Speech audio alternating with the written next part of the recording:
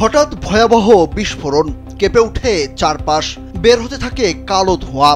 আর আগুনের তাপ এতটাই যে দূর থেকে তা খুব ভালোভাবে আঁচ করা যাচ্ছিল। এমন ভয়াবহ বিস্ফোরণ আর আগুনের ভয়াবহতার কারণ কেমিক্যাল, রাসায়নিক ও দাহ্য পদার্থ ঠাসা গুদামে লাগা আগুন যে এত ভয়ানক হয় তা ভেবেই কলিজা কেঁপে উঠছিল বলে জানান স্থানীয়রা।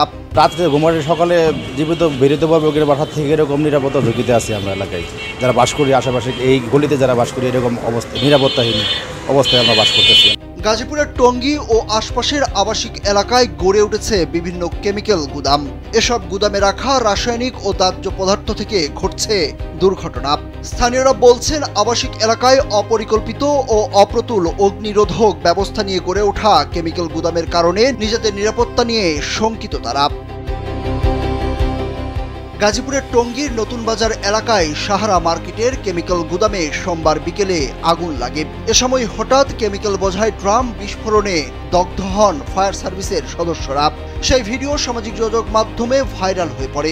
এই ধরনের গুদামগুলো অগ্নি দুর্ঘটনার অন্যতম কারণ বলছেন স্থানীয়রা।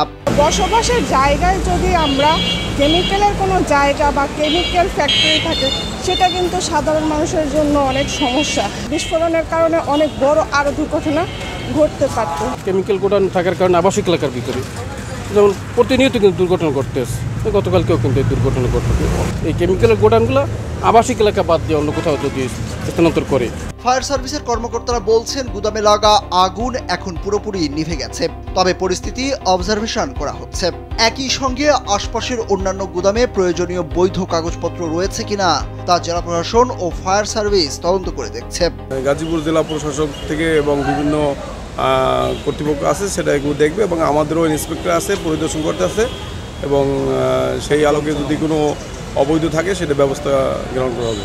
গাজীপুরের স্টেশন রোড ও আশপাশের এলাকায় অন্তত অর্ধশত কেমিক্যাল গুদাম রয়েছে।